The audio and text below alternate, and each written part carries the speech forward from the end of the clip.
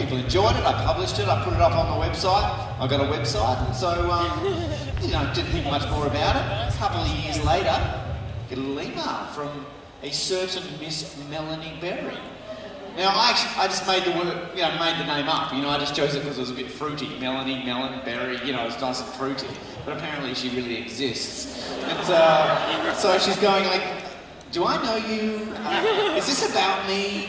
And I'm sort of right back, no, it's not about you, just coincidence. And she tells me apparently her boyfriend used it to try and woo her, but apparently he wasn't quite the poetry type, so she was suspicious and found it online. So, and I've done this poem for years, and a few people have been suggesting, hey, you need to put guava in there, and you need to put avocado. I dare you to try and put avocado in there. So I took that challenge and I wrote a new version. It used to be called Fruit 35 because that's how many fruits I had mentioned in it. But now it's Fruit 49. And Vegetable 1. Because it just worked really nicely. But I thought that's not quite as catchy, Fruit 49, Vegetable 1. So I decided to call it Squeezy Peaches. So that sounded nice. Squeezy Peaches. Anyway, so it's called Squeezy Peaches, a love poem from the fruit shop. Here it is. Melanie Berry, you are my passion, and this poem is the fruit of my passion. You could say it's my passion fruit. You are the apple of my eye, and I pine for you. That's right, I pine apple. Down at the orchard last spring, when my Granny Smith first introduced us, that was when you became the apple of my eye. I mean, your hair was golden delicious. Your lips were red delicious. At any royal gala, you would be my pink lady in the limelight. Even now, you give me gooseberry bumps all over. You rock, Melanie. I cherish you. You always look ravishing. Stay with me and I will be forever grateful. In the desert of my loneliness, you were my water, Melanie. But the soft flesh of our love seems to be bruising. I keep sending you messages from my apple to your blackberry, asking for a date, but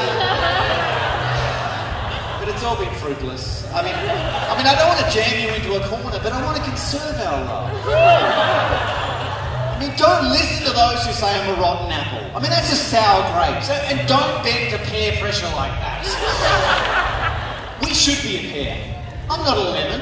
And I'm not a fruitcake, okay? I'm more like a refreshing fruit salad with a cherry on top. I may be a little bit green, but I'm keen. Let's ripen together.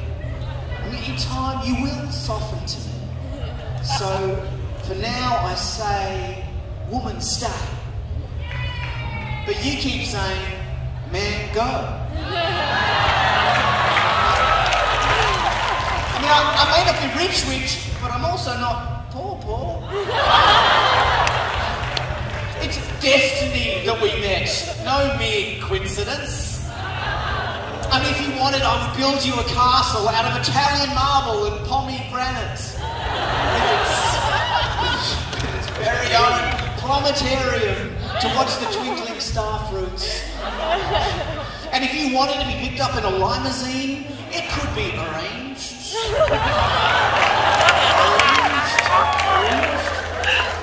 Melanie Berry, may I call you Berry? Without you, my soul is blackberry. And I'd be blueberry. I have a pistol strapped to my ankle. If you don't love me, I will use my blowgun berry. But death is the last straw, Berry. Look, they say I'm stalking you, but, how can the fruit of our love grow without a stalk? When you say it's all a wild figment of my imagination, all I hear is wild figs, blah, blah, blah, blah, blah, blah, blah. She says she's queasy from my speeches, but all I hear is squeezy peaches. I wish I could just run away with you and get married. But we can't elope. I mean, at least I'd love to doze in my car with you. We could both have a car doze.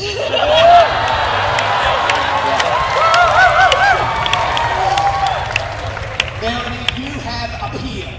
And I appeal to you. Wouldn't you rather be with me than some other bland vegetable? I mean, I admit I'm not very smart, but I am very loyal. And come what may, you will always be the peach in my milker and the rhubarb in my crumble. For when I savour you, my bowels run true.